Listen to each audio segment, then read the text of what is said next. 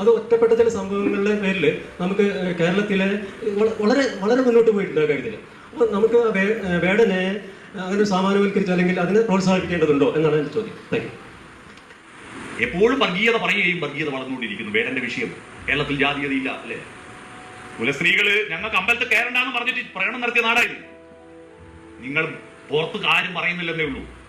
അതിരൂക്ഷമായ ജാതീയത തിരിച്ചു വരികയാണ് കേരളം. അറിയോ? അതിരൂക്ഷമായിട്ട് പുതിയ കുട്ടിയൊക്കെ പേരിടുക.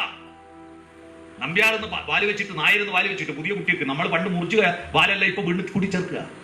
പണ്ട് വാല് വെച്ചവർക്ക് അങ്ങനെ ഒരു ജാതി ബോധമൊന്നും ഉണ്ടായിട്ട് വെച്ചല്ല. അത് അച്ഛനും അമ്മയും ഇട്ട പേരാണ് മുന്നോട്ട് എന്ന് വിചാരിച്ചിട്ടാ. നമ്പൂതിരിപ്പാടെന്ന് പേര് വെച്ചത് EMS നമ്പൂതിരി ആവാൻ വേണ്ടി ആ പേര് ഉപയോഗിച്ചില്ല.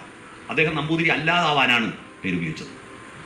എന്നാൽ ഇപ്പോ കുട്ടികൾക്ക് പേരിടുന്നു ജാതി പേര്. അതുകൊണ്ട് നിങ്ങൾ വേടന്റെ പ്രസക്തി മോശമാണെന്ന് പറയരുത്. കാരണം ജാതി ബോധം തിരിച്ചു വരിക കേരളത്തിൽ.